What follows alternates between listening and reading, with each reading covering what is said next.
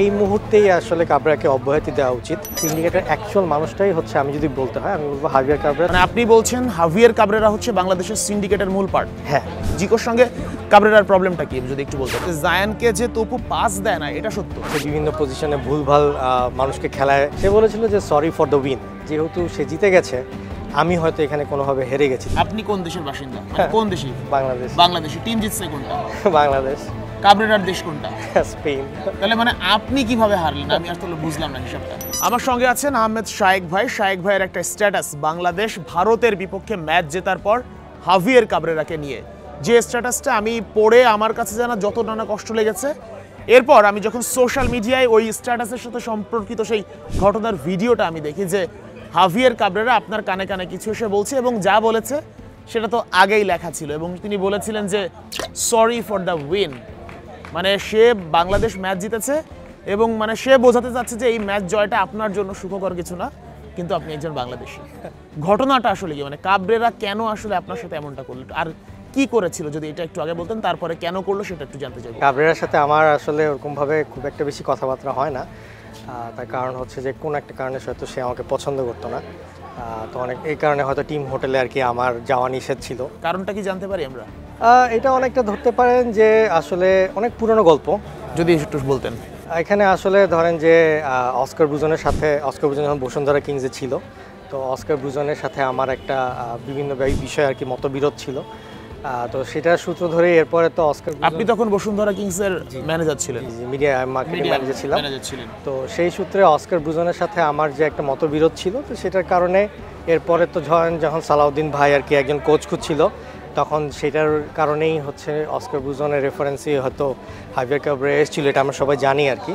তো ওইটার কারণে হয়তো সে কোনো একটা ইনফরমেশন পেয়েছিল অস্কার ব্রুজনের কাছ থেকে, যার কারণে তার প্রতি আমার এক ধরনের হয়তো সবসময় একটা নেগেটিভ একটা ইম্প্যাক্ট ছিল। ডাইরেক্ট কোনো ঝামেলা আপনার সাথে ছিল? আমার সাথে আজ পর্যন্ত কখনো কোনো ঝামেলা হয়নি, বাট যেটা যে 2025 সালে এসে আমি বেশ কিছু লেখালেখি করেছিলাম তার ট্যাকটিক্যাল যে আন্ডারস্ট্যান্ডিং বা ট্যাকটিক্যাল গেম, যে কী কী জিনিস সেগুলো ভুল করে, যেরকম সে এক বছরে 3টা গোলকিপার কোচ চেঞ্জ করেছে, যার কারণে কিনা মিতুলের হচ্ছে পারফরমেন্সটা ড্রপ করেছে, প্লাস সে বিভিন্ন পজিশনে ভুলভাল মানুষকে খেলায়, যার কারণে আমি বিভিন্ন টক শোতে এটা নিয়ে কথা বলেছি, নিউজ পেপারেও লিখেছি, যার কারণে। আমি যদি একটু ইন্টারাপ্ট করি, রিসেন্ট ম্যাচগুলোতেও যদি আমরা দেখি যে রাকিব যখন গোল করেছিল এরপর তাকে রাইট উইং থেকে নিয়ে যায় রাইট ব্যাকে, এরপর রিসেন্টলি নেপালের সাথে ফাইমকে খেলাচ্ছে দেখলাম লেফট ব্যাক, রাইট উইংয়ে।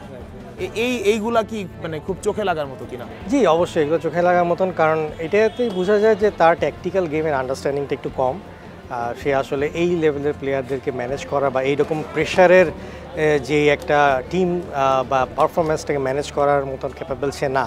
সে হয়তো 2022-23 সালে ক্যাপেবল ছিল, কারণ সে হচ্ছে তখন সেই সময় হয়তো আমাদের এত হাই কোয়ালিটি প্লেয়ার ছিল না, আমাদের প্রত্যাশার চাপটা হয়তো বেশি ছিল না, কিন্তু এখন আসলে প্রত্যাশার চাপটা অনেক বেশি, যার কারণে আমি যেহেতু আপনি আমাকে দেখেছেন নিশ্চয়ই, আমি একটা প্রশ্ন করেছিলাম যে আমাদের যখন এই সাদউদ্দিন, সোহেল রানা বা জামাল ভুঁইয়ারা ছিল তখনকার সময়ের জন্য বা জেমিডে যাওয়ার পরবর্তী সময়ের জন্য কাবরেরা ঠিক ছিল, এরপর হামজা বা সমিতদের মতো প্লেয়ারদের ম্যানেজ করার মতো কোচ কাবরেরা কখনোই না, এটা আমি সবসময় বলি।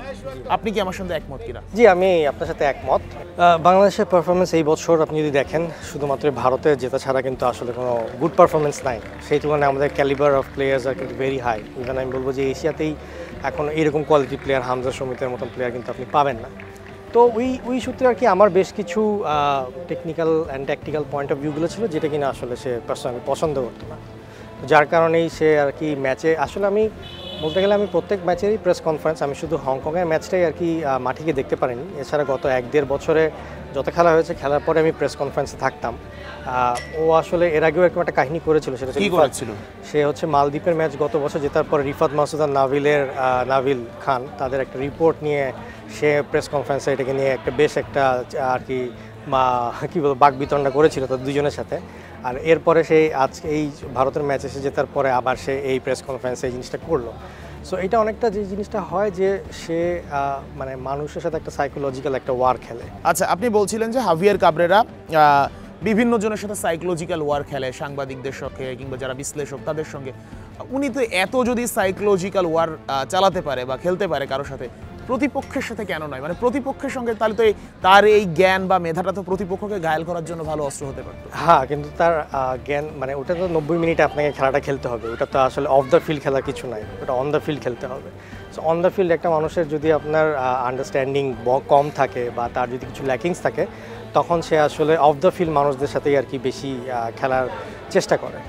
সো যেটা বলছিলাম যে সাইকোলজিক্যাল বলার পার্ট হিসেবে মানে ওর টার্গেটটা ছিল যে প্রেস কনফারেন্সে ওইটা বলার পরে ও আমার কাছে একটা রিয়াকশন চাচ্ছিল। কি বলছিল আপনি? যদি আমি তো বলছিলাম তো আপনার মুখে একটু শুনতে চাই। সে বলেছিল যে সরি ফর দ্য উইন, কারণ সে হ্যাঁ, কারণ হচ্ছে যে যেহেতু সে মনে করছে যে যেহেতু সে জিতে গেছে, আমি হয়তো এখানে কোনোভাবে হেরে গেছি। তো মানে বাংলাদেশ জিতছে মানে হচ্ছে আহমেদ শায়েক হেরে গেছে। মানে আমি যদি একটা প্রশ্ন করি, এখন আপনি কোন দেশের বাসিন্দা? মানে কোন দেশি? বাংলাদেশ। বাংলাদেশি টিম জিতছে কোনটা? বাংলাদেশ। কাবরেরার দেশ কোনটা? স্পেন। তাহলে মানে আপনি কিভাবে হারলেন? আমি আসলে বুঝলাম না হিসাবটা। আসলে ও ধারণা করছে যে আমি ওর এগেনস্টে বা আমি ওর প্রতিপক্ষ, তো এখনও ম্যাচ জিতে যাওয়ার কারণে ও একটা সুবিধাজনক পর্যায়ে এসছে। তো এটা যতটুকু না ধরেন যে সাইকোলজিক্যাল ওয়ার, কেন বলছি যে ও যদি ওইখান থেকে ওই সময় আমাকে থেকে যদি কোনো রিয়াকশান পেতো, পুরা দিনের হাইলাইটটা কিন্তু তখন আমি হয়ে যেতাম, যে আমি ওর সাথে ম্যাচ জেতার পরও, ভারতের সাথে জেতার পরও আমি ওর সাথে খারাপ ব্যবহার করেছি প্রেস কনফারেন্সে, সবার সামনে একটা প্রমাণ হিসেবে থেকে যেত। তো আমার রিয়াকশানটা না দেওয়াটাই ছিল ওর জন্য সবচেয়ে বড়। আচ্ছা, আমি একটু আপনাকে ইন্টারাপ্ট করি আরেকবার। সেটা হচ্ছে ভারতের সঙ্গে ম্যাচ জয়ের পরে আমরাও আনন্দ করেছি, অবশ্যই করব। আমিও কিন্তু ম্যাচের পর গিয়ে তাভিদ আওয়ালকে জিজ্ঞেস করেছিলাম যে এই কাবরেরার কোচিং প্যানেল এখন পাল্টানোর সময় হয়েছে কিনা, কারণ ম্যাচ আমাদের 3 মাস পর, এর মাঝখানে ম্যাচ নেই এবং ফিউচার নিয়ে ভাবতে হবে। মানে এইটা কি আমরা আসলে জানতে চাইতে পারি কিনা? মানে একটা ম্যাচ জিতেই কি বাছাই পর্বে ভারতের সাথে প্রথমে ড্র করলো, এরপর হংকংয়ের সাথে হচ্ছে ঘরের মাঠে হারলো, গিয়ে ড্র করলো, সিঙ্গাপুরের সাথে হারলো। মানে একটা ম্যাচ জিতেই কি মানে তার একদম পুরো হয়ে গেছে। যে টিমে হামজা, আমার তো মনে হয় যে এই টিম নিয়ে হামজা চৌধুরী ইন্টারভিউতে বলেছেন প্রেস কনফারেন্সে যে আমাদের কোয়ালিফাই করার সুযোগ ভালো ছিল। সুমিত সোমের বাসায় আমি গিয়েছি, সেই ইন্টারভিউতে সে একই কথা বলেছে যে আমাদের কোয়ালিফাই করার যথেষ্ট সম্ভাবনা ছিল। তারা নিশ্চয়ই কোচের বিরুদ্ধে সরাসরি বলতে পারবে না, কিন্তু তার মানে এই নয় যে মানে আমাদের যেটা পাওয়ার ছিল তার চেয়েও আমরা অনেক কম পেয়েছি। জি অবশ্যই, এবার তো আমাদের বেশ ভালো সুযোগ ছিল আমি বলবো যে কোয়ালিফাই করার জন্য, এবং আমাদের যদি একটা প্রপারলি ট্যাকটিক্যাল হ্যান্ডেল করতে পারতো এই টিমটাকে প্রপারলি, তাহলে আমাদের এই মুহূর্তে কিন্তু আমরা লাস্ট হয়তো ম্যাচ ডেতে সিঙ্গাপুরের সাথে হয়তো এরকম একটা পর্যায়ে থাকতো যে ম্যাচ জিতবে বা যদি আমরা ড্র করি, সেই ক্ষেত্রে হয়তো আমরা এই গ্রুপটা চ্যাম্পিয়ন হয়ে বের হয়ে আসতে পারতাম। তো ওই সুযোগটাই আসলে থাকলো না, কারণ কিছু ভুলভাল ডিসিশন, কিছু প্লেয়ারকে ভুল পজিশনে খেলানোর কারণ। সো এইটার কারণেই আসলে জিনিসটা আমরা হেলায় হারালাম। আচ্ছা, আমি আপনাকে একটা প্রশ্ন জানতে চাই। সেটা হচ্ছে আমরা দেখেছিলাম যে হংকং চায়নার বিপক্ষে জাতীয় স্টেডিয়ামে বাংলাদেশ যখন 3-3 করলো সুমিত সোমের হেডে, তখন প্লেয়াররা সেলিব্রেট করতেছে। কাবরেরা গিয়েও প্লেয়ারদের সাথে গ্যালারিতে সেলিব্রেট করতো, ম্যাচ তখনও শেষ হয়নি। ওই যে সেলিব্রেটটা করলো প্লেয়াররা, কাবরেরা যদি ওই সেলিব্রেশন করতে না দিয়ে উল্টানো প্লেয়ারদেরকে মাঠে নিয়ে আসতো, ওই সেলিব্রেশন আসলে কি পরিমাণ এনার্জি নষ্ট হয় ফুটবলারদের, এবং সেইটা ওই গোলটা খাওয়ার পেছনে একটা কারণ হয় কিনা? অবশ্যই, আপনি অনেক সময় দেখবেন যে অনেক ভিডিও আছে যে হোসে মরিনোর মতন একটা কোচ যে কিনা গোল খাওয়ার পরে নির্বিকার, কারণ সে জানে তাকে 90 মিনিটে আসলে খেলাটা বের করে নিয়ে আসতে হবে। তো লাস্ট মোমেন্টে যদি ওই সেলিব্রেশন করতে গিয়ে আপনার আসলে খেয়ালই নেই যে আপনার টিমকে যে রেডি হতে হবে।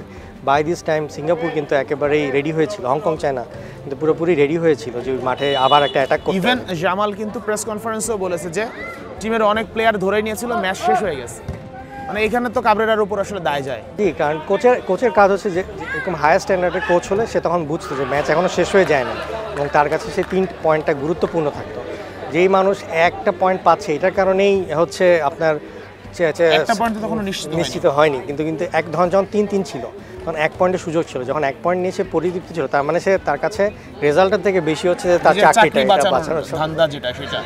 জি, ধরেন যে আমি যদি রাস্তায় বের হয়ে 5 জন ফুটবল ফ্যানকে জিজ্ঞেস করি যে বাংলাদেশের কোচ হওয়ার আগে হাভিয়ার কাবরেরা কোথায় কোথায় কোচিং করিয়েছে, আপনি কি বলতে পারবেন? বা কয়জন, মানে আপনি হয়তো বা কিছু বলতে পারবেন, আমি আপনার মুখে শুনি, কারণ আমি যত ফুটবল ফ্যানের কাছে জিজ্ঞেস করেছি কেউ বলতে পারে নাই আসলে। সে শুধু যেটা হয়েছে যে আপনার ইন্ডিয়াতে বেশ কিছু একাডেমিতে আর কি কোচ হিসাবে ছিল, ইন্ডিয়ান একাডেমির কোচ, ইন্ডিয়ান কিছু একাডেমি।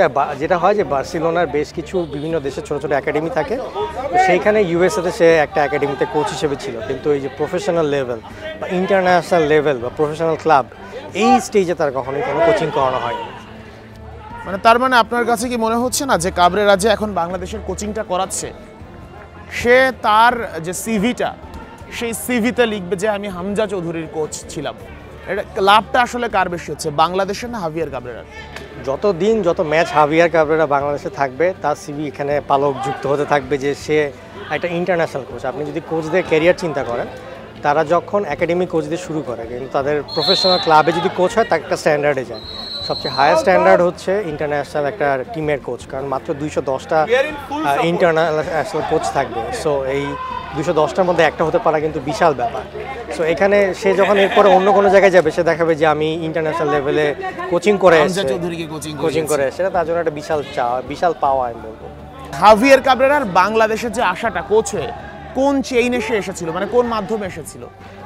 আসলে আমি হয়তো এত ভিতরের জিনিসটা তো জানি না, কারণ বিএফএফ এর সেই সময়, বাট তখন তো সালাউদ্দিন ভাইয়ের সময় ছিল আর আবু নাইম সোহাগ ভাইয়ের সময় ছিল।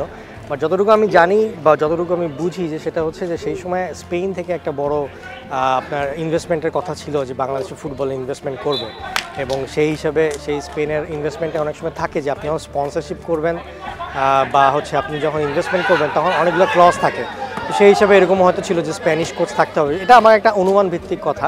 বাট সেই সময় দেখবেন যে আপনি অস্কার ব্রুজনকেও একটা উইন্ডোর জন্য আর কি কোচ করা হয়েছিল, এবং তার পরবর্তীতেই কিন্তু আর একটা উইন্ডোতে এসে অবশেষে হাভিয়ার কাবরেরাকে নেওয়া হয়েছিল। বাট আমি যেটা বলবো যে আগে যা হয়েছিল সেটাকে আমরা এই মুহূর্তে না রেখে আমাদের সামনে যদি কোনো কোচ নেয়, আমার মতে সেই ক্ষেত্রে একটা প্রপারলি ইন্টারভিউ হওয়া উচিত একটা কোচের, যে সে এই বাংলাদেশে সে কী প্ল্যান নিয়ে আসবে, সে হামজা চৌধুরী বা সমিত এইসব প্লেয়ারদেরকে কীভাবে ম্যানেজ করবে, এবং সে যখন টিমটাকে পাচ্ছে এরপরে টিমটাকে কোথায় নিবে সেটার একটা অবজেক্টিভ তাকে সেট করতে হবে, এবং এই অবজেক্টিভ সেটের মাধ্যমে তখন বোঝা যাবে যে কোচের অ্যাকচুয়াল কোয়ালিটিটা কী। আচ্ছা, এখন অনেকে ধরে নিচ্ছে যে আগামী 3 মাস তো বাংলাদেশের ম্যাচ নেই, মার্চের 31 তারিখ পর্যন্ত কাবরেরার মেয়াদ শেষ, এর মধ্যে একটা মাত্র ম্যাচ আছে। এখন আপনি যদি বাংলাদেশ ফুটবল ফেডারেশনের দায়িত্বরত কেউ হতেন, এই এক ম্যাচের জন্য কাবরেরাকে সরিয়ে দিতেন নাকি নতুন কোনো কোচ এনে ফিউচার প্ল্যান নিয়ে আগাতেন? আমি বলতে যে এখানে এই মুহূর্তেই আসলে কাবরেরাকে অব্যাহতি দেওয়া উচিত। তার কারণ হচ্ছে যে এখন সবেমাত্র আমাদের লিগটা খুব ভালো করে শুরু হচ্ছে।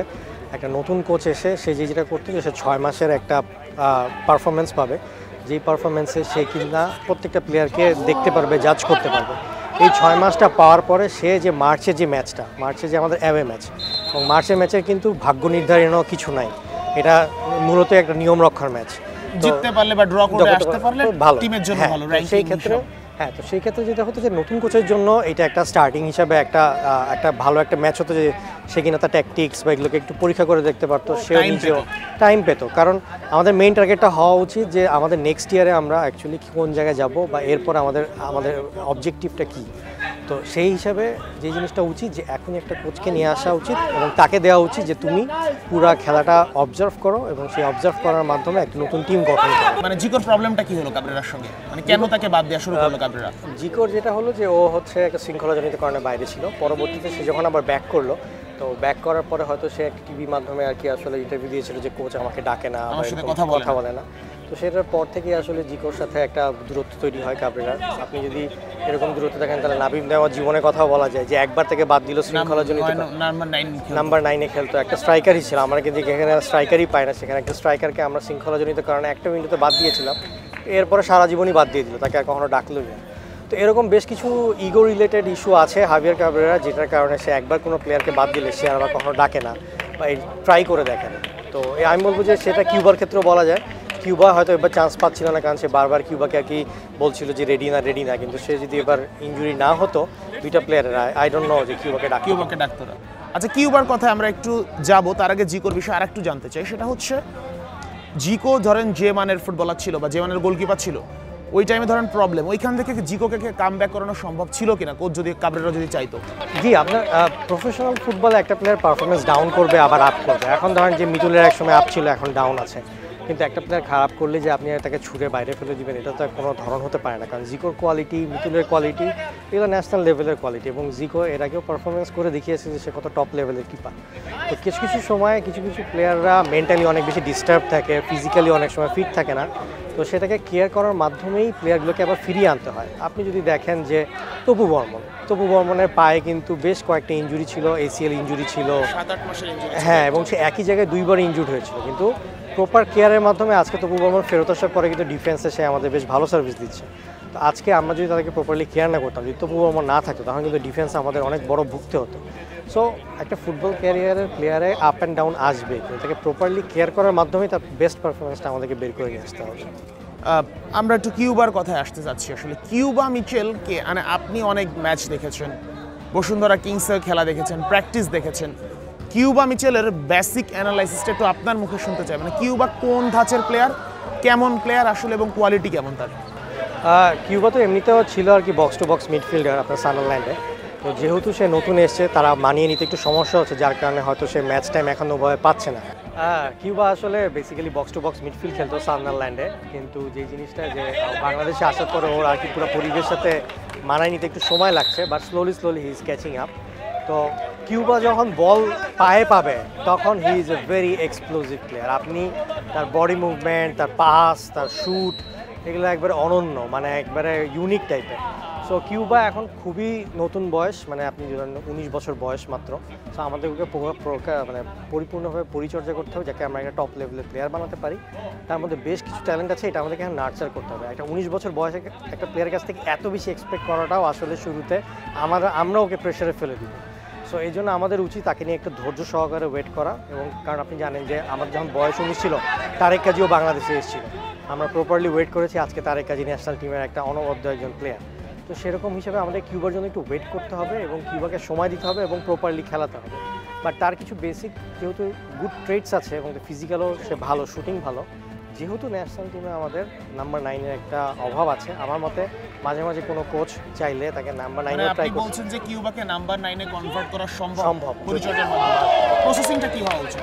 প্রসেসিংটা এখানে আসলে যেই কোচ তাকে পাবে, তাকে আসলে পজিশনিংটা তাকে, আর কারণ সে অ্যাটাকিং মিডফিল্ডার হিসেবে খেলতে পছন্দ করে, তো সেইভাবে ফরমেশনটা এমনভাবে সাজাতে হবে সে যাতে ফিনিশিংটা করতে পারে বা ওই রকম পজিশনে ডিফেন্ডারদের সাথে আর কি ডুয়েলে যেতে পারে। ফলস 9 দিয়ে মুরসালিনের মতো শুরু করতে পারে, মুরসালিনের জায়গায় খেলতে পারে। কিন্তু মুরসালিন যেহেতু ফর্মে আছে, তো সেই ক্ষেত্রে মুরসালিন চালায় যাক, কিন্তু ব্যাকআপ হিসেবে আমরা আরেকটা প্লেয়ারকে পাইতে পারি, যেটা কিনা মুরসালিন অনেক সময় হয়তো ইনজুর থাকতে পারে বা কার্ডের কারণে বাইরে থাকতে পারে, তখন আমরা ব্যাকআপ হিসেবে কিন্তু এখানে কিউবাকে রাখতেই পারি। আচ্ছা, কিউবার শুটিং এবং পাসিং কোয়ালিটি যদি একটু বলতেন আমাকে। টপ লেভেলের। ওর যেটা যে ও যখন কোনো পাস দেয়, পাসের যে ওয়েটটা আপনি দেখেছেন হয়তো, যে ডোরিয়েলটনের সাথে ওর একটা পাস ছিল, কিন্তু এত সুন্দর একটা পাস দিয়েছিল, প্রপার ওয়েট, বেশিও না কমও না। তো এইসব ক্ষেত্রে যেটা হয় যে তখন যেটা হয় যে আপনার স্ট্রাইকারের জন্য গোল দেওয়াটা সহজ হয়ে যায়। তো আমার মতে ওর এই পাসিং, শুটিং তো দেখেছেন, এই 40s-এর ম্যাচে সে দুর্দান্ত একটা শ্যুট নিয়েছিল। তাকে যেটা আসলে ফাঁকা জায়গায় যেতে হবে, যেখান থেকে সে শ্যুটটা নিতে পারবে। সো আমাদেরকে আসলে কিউবাকে একটা স্পেস দিতে হবে, যেখানে কিনা সে স্পেস থেকে কিছু একটা করতে পারবে। তো সে যখনই একটা ফ্রি স্পেস যা পাবে, তখনই সে একটা দুর্দান্ত কোনো মোমেন্ট ঘটিয়ে দিতে পারবে। আচ্ছা, আমরা আরেকটু কাবরেরায় ব্যাক করি। হাভিয়ের কাবরেরাকে আপনি বলছিলেন যে হচ্ছে আপনাকে যেগুলো বললো সাইকোলজি, মানে আপনি তাকে কোনো রিপ্লাই দেন নাই কেন? তার কারণ হচ্ছে, আমি যদি কালকে ওইখানে যেটা যে আমরা 22 বছর পরে ভারতের সাথে ম্যাচ জিতেছি, এখানে আমি প্রেস বক্সে বসেছিলাম এবং সেখানে আমি অনেক সিনিয়র সাংবাদিককে দেখেছি যে তারা আসলে চোখে জল ছিল, চোখ ছলছল ছিল। কারণ অনেক রিপোর্টার আছে যারা কিনা 2003 সালের পরে রিপোর্টিং করা শুরু করেছে এবং তারা আসলে কখনো প্রেস বক্সে বসে বাংলাদেশের ফুটবলে ইন্ডিয়ার সাথে ম্যাচ জিততে দেখে। তো তাদের জন্য এটা একটা বিশাল একটা মোমেন্ট ছিল। তো যার কারণে যে জিনিসটা যে এরকম একটা সুন্দর মুহূর্ত, যেখানে কিনা আমাদের জয়টাকে সেলিব্রেট করা উচিত, দেশটাকে সেলিব্রেট করা উচিত, এরকম সময় যদি প্রেস কনফারেন্সে ওর রিপ্লাই, আমি কিছু রিপ্লাই দিতাম, প্রেস কনফারেন্সের পুরো মহলটাই নষ্ট হয়ে যেত এবং পুরো জয়ের যে একটা আমাদের কনসেন্ট্রেশন ছিল, ওটা সরে একটা দ্বৈরথের কনসেন্ট্রেশন চলে আসছে, যেটা কিনা বাংলাদেশের ফুটবলের জন্য আসলে ভালো হতো। তো সেই হিসাবে আমার কাছে মনে হয়েছে যে আসলে এখানে আমার আসলে ওখানে সাথে কথা বলার খুব একটা দরকার নেই। সে তার মতন কমেন্টস করে চলে গেছে, আমি আমার জায়গা থেকে বলেছি। আমি আসলে এখানে কোনো কমপ্লেনও করতে চাই না। তার কারণ হচ্ছে যে এভিডেন্স সবার কাছে আছে, বাকি সবাই কি ডিসিশন নিবে সেটা তার ব্যাপার। তার কারণ হচ্ছে যে আমি আসলে ফেডারেশনে তো নাই, তো এই কারণে আমি ফেডারেশনের বেতনভুক্ত কোনো কোচকে আসলে তার ব্যাপারে আমি ফেডারেশনকে বলতে পারি না যে কী করতে হবে। এটা ফেডারেশনের দায়িত্ব যে তারা এই ব্যাপারে কী করবে। তাকে হয়তো বা কী করে পরামর্শ না দিতে পারেন, কিন্তু একজন বাংলাদেশি হিসেবে, বাংলাদেশি ফুটবল ভক্ত হিসেবে আপনার নিশ্চয়ই কথা বলার সেই অধিকারটা আছে। জি, আসলে এখানে যে জিনিসটা যে কাবরেরা এরকম অনেক কিছুই সবার সাথে করে, যেটা কিনা আসলে সামনে আসে না অনেক সময়। মানুষজন ভদ্রতার খাতিরে হয়তো করে, যদি একটু বলতেন। এই যে ধরেন আমি যতটুকু শুনেছি ভিতর থেকে যেটা যে আপনি নেপাল ম্যাচে আপনি যদি দেখেন যে নেপাল ম্যাচে আপনি যেটা বলছিলেন যে ফাহিমকে রাইট উইংয়ে খেলানো হয়েছে, আপনি দেখবেন তপু কিন্তু বারবার ফাহিমকে রাইট উইংয়ে বল দিচ্ছে। এটার কারণে যেটা হলো যে 90 মিনিটে পুরো দর্শকরা যখন মাঠে দেখছে সবাই কিন্তু বলছে যে হ্যাঁ তপু ফাহিম এরা হচ্ছে সিন্ডিকেটের প্লেয়ার, তারা হচ্ছে ফাহিমকে বল দিচ্ছে। কিন্তু আমি যতটুকু শুনেছি কথা ছিল যে খেলা শুধু রাইট উইং দিয়েই হতে হবে। সো এখন একটা প্লেয়ার তপু বর্মন বা ফাহিম তারা যখন একটা কোচের ইনস্ট্রাকশন থাকে যে রাইট দিয়ে খেলতে হবে, তারা কিন্তু বল রাইট দিয়ে খেলবে। এই কারণে কিন্তু তপু জায়ানকে মানে পাস না দিয়ে বারবার রাইটে দিচ্ছিল। জায়ানকে যে তপু পাস দেয় না এটা সত্য? ওই ম্যাচে দেয়নি, তার কারণ হচ্ছে এটা ট্যাকটিক্সের পার্ট ছিল যে তপু বর্মনকে রাইট উইং দিতে হবে। আপনি এটা বলতে চাচ্ছেন যে এখানে হাভিয়ের কাবরেরার কারণে তপু বর্মন ব্লেমের শিকার হচ্ছে? বা আমি বলবো যে আমাদের বাংলাদেশের ফুটবলের পুরো সিন্ডিকেটের যে ব্যাপারটা, এই পুরো ব্যাপারটা আসলে আমরা সবাই আসলে ভুল ধরি, আমরা বিভিন্ন মানুষকে সিন্ডিকেটের অংশ ধরি, কিন্তু এখানে আসলে সিন্ডিকেটের অ্যাকচুয়াল মানুষটাই হচ্ছে, আমি যদি বলতে হয় আমি বলবো হাভিয়ার কাবরেরা। তার কারণটা হচ্ছে আপনার যখন এখানে এর আসলে মানে আপনি বলছেন হাভিয়ার কাবরেরা হচ্ছে বাংলাদেশের সিন্ডিকেটের মূল পার্ট? হ্যাঁ, তার কারণটা হচ্ছে আমি আপনাকে যদি বুঝাই বলি, প্লেয়ার সিলেকশনও সে করছে, টিম গেমও কেমনে খেলতে হবে সেটা সেই বলছে। এখানে আপনি যদি দেখবেন যে যখন বাংলাদেশে কিন্তু চাকরি করতে, আমি একটা বহুজাতিক কোম্পানির চাকরি করি এবং এই কারণে আমাকে বহুত বিদেশি লোকের সাথে আর কি কাজ করতে হয়, তাদের মেন্টালিটি আর কি আমি অনেক বেশি জানি। তো সেই কারণে আমি দেখেছি যে ভালো কোয়ালিটির বিদেশিরা যখন আসে তখন তারা চায় যে একটা দেশের মানুষ যাতে আরও উন্নতি করতে পারে, কিন্তু যখন একটু ধরেন যে একটু নিম্নমানের লো প্রোফাইলে কেউ আসবে তারা তখন চিন্তা করে যে একটা কথা আছে ডিভাইড অ্যান্ড রুল, তখন তারা চিন্তা করে যে দেশের মানুষের মধ্যে ডিভাইড করে কিভাবে সে তার জায়গাটা ঠিক রাখতে পারে। এখন আপনি যদি ফার্স্ট হাফ নেপালের ফার্স্ট হাফটা চিন্তা করেন, প্লেয়াররা কিন্তু সব উল্টাপাল্টা পজিশনে ছিল। আপনি নিজে বলছিলেন যে ফাহিম রাইট উইংয়ে খেলছিল, সেখানে কি যেন সেখানে যখন তবু পাস দিচ্ছিল না, আপনার কিন্তু দেখে মনে হচ্ছিল যে এখানে প্লেয়ারদের মধ্যে জায়ান, আমাদের সবাই বলছে, দর্শকরা বলেছে যে তপু বর্মন জায়ান আহমেদকে বল দিচ্ছে না, কেন ফাহিমের কাছে বল দিচ্ছে ফাহিম বসুন্ধরা কিংসের প্লেয়ার। ফাহিমকে কিন্তু রাইট উইংয়ে খেলানো হচ্ছে, ফাহিমের কিন্তু সেটা পজিশন ছিল না। তো যখন আপনি পুরো ম্যাচে সবাই যখন দেখতে পাচ্ছে যে হ্যাঁ তপু শুধু ফাহিমকে পাস দিচ্ছে, জায়ানকে পাস দিচ্ছে না, সেটা কিন্তু ট্যাকটিক্সের পার্ট, যার কারণে তপু কিন্তু ওই কাজটাই করছে। কারণ তাকে বলা হয়েছে নেপালের হয়তো লেফট ব্যাকটা একটু উইক আছে, তো আমরা ওই দিক দিয়ে প্রেশার দিই, তো বারবার করে খেলা ওই দিক দিয়েই হচ্ছে। কিন্তু যখন দেখলো যে পুরো জিনিসটা একটা ওপেন হয়ে যাচ্ছে এবং নেপালের কাছে আমরা ম্যাচ হেরে যাচ্ছি, তখন নিজের চাকরি বাঁচানোর জন্য আবার সে কিন্তু ট্যাকটিক্সটা সেকেন্ড হাফে চেঞ্জ করে দিল এবং এই ম্যাচ নিয়ে আমি আরেকটু কথা বলতে চাই, যেহেতু নেপাল ম্যাচের আলোচনাটা আপনি এনেছেন। নেপাল ম্যাচের আগে একটা ক্লোজ ডোর ম্যাচ খেলেন হাভিয়ের কাবরেরা ফর্টিজ এফসির সঙ্গে, যে ম্যাচ কেউ দেখতে পারবে না, দেখলে তার ট্যাকটিক্স দেখে ফেলবে, বা দর্শকরা দেখলে ট্যাকটিক্সটা দেখে ফেলবে, বা আবার দর্শকরা দেখে নেপালকে গিয়ে বলে দিতে পারে ট্যাকটিক্স, কিংবা হচ্ছে জার্নালিস্টরা যদি ভিডিও করে সেই ভিডিও নেপাল দেখলে ট্যাকটিক্স ধরে ফেলবে। কিন্তু ওই ম্যাচে যে গোলটা করে ম্যাচটা ড্র করলো লাস্টে অনন্ত তামাং ওই ম্যাচে ফোর্টিস এফসির প্লেয়ার, এবং সেই ক্লোজ ডোর ম্যাচটা অনন্ত তামাং ফোর্টিস এফসির হয়ে খেলেছেন। এবং আমার তো এখন তো আমি কাবরেরাকে বলবো যে ক্লোজ ডোর ম্যাচ খেলেছেন প্রতিপক্ষের প্লেয়ার নিয়ে, এবং সেই প্রতিপক্ষের প্লেয়ারটাই লাস্টে গোল দিয়ে ম্যাচ ড্র করেছে। এইখানে আসলে আপনার মতামত কি? এই যে এরকম আপনি ইলজিক্যাল কোনো অ্যান্সার পাবেন না, যে কারণ হচ্ছে যে আপনি এরকম অনেক জায়গায় অনেক কিছু আপনার উত্তর কিন্তু লজিক্যালি থাকবে না, যে আপনি একদিকে বলছেন ক্লোজ ডোর আর একদিকে অপোনেন্টের প্লেয়ারই আপনার সাথে খেলছে এবং সেই প্লেয়ার গোল দিয়ে ম্যাচ ড্র করে ফেলছে লাস্টে। এগুলো হচ্ছে যে একটা অপরিপক্ক কোচের একটা নিদর্শন। কারণ একটা পরিপক্ক কোচ হলে যেটা করতে যে সে সবার আগে চিন্তা করতো যে কে আমার এগেনস্টে খেলছে, বা আমি যদি ক্লোজ ডোর প্র্যাকটিস করাই তাহলে এটাতে আমার কী ফলাফল পাবো। তো সে তার আসল দিকে আসলে খেয়াল নাই, কিন্তু বাকি দিকে যাতে ধরেন আমরা প্রেস যাতে আর কি ম্যাচটা দেখতে না পারে, প্র্যাকটিসটা দেখতে না পারে, সেই ব্যবস্থা করছে, কিন্তু অপোনেন্টকে সে দেখা দিচ্ছে। তো এইগুলো হচ্ছে পুয়ার প্ল্যানিং, এগুলো হচ্ছে পুয়ার ট্যাকটিক্যাল আন্ডারস্ট্যান্ডিং বা পুয়ার ম্যানেজমেন্ট কিন্তু আমি বলতে চাচ্ছি টিমের কোচের হিসাবে, নট টিম চালানো, নট দ্য বিএফএফ। সো এটা হচ্ছে পার্ট অফ, কারণ সেই ডিসিশন নিয়েছে, সেইগুলো করেছে। সো এটা তো বোঝা যাচ্ছে যে তার আসলে যে কোয়ালিটিটা আসলে এই টিম চালানোর মতো না, এটা বারবার প্রকাশিত হচ্ছে। এবং যখন সব মানুষ বলা শুরু করছে এটা আসলে কেউ হাভিয়ার কাবরেরার এগেনস্টে না, ইটস জাস্ট সো লজিক্যাল যে সবাই এটাই বিশ্বাস করে। আমি যদি বলি যে আমার তো কাবরেরার সঙ্গে কোনো ব্যক্তিগত শত্রুতা নেই, আপনারও কাবরেরার সঙ্গে কোনো ব্যক্তিগত শত্রুতা নেই, এবং তাকে আমরা যথেষ্ট রেসপেক্টও দিব, কিন্তু সে তার কারণে যখন আমার দল হারবে এবং যখন একটা ম্যাচ জেতার পরে 5টা ম্যাচের মধ্যে সে এসে বলবে যে সরি ফর দ্য উইন, এইটাও নিশ্চয়ই তার অপরিপক্কতার একটা নিদর্শন। অবশ্যই, কারণ এখানে যদি একটা কোয়ালিটি কোচ হতো, সে যেটা করতো যে আচ্ছা ঠিক আছে, এত বেশি সমস্যার মধ্যে অবশেষে আমরা 22 বছর পরে জিতলাম ভারতের সাথে। এটা একটা মানে অবিস্মরণীয় একটা মুহূর্ত ছিল। এই মুহূর্তে একটা টপ লেভেলের কোচ যে কিনা এক্সপিরিয়েন্স, সে করতো কি, যত প্রেস আছে এবং যত মানুষ তার এগেনস্টে ছিল বা তাকে নিয়ে সমালোচনা করতো, তাকে সবাইকে নিয়ে তিনি বন্ধুত্বের মতন একটা দল হিসেবে, একটা দেশ হিসেবে আগিয়ে নিয়ে যাওয়ার চিন্তা করতেন।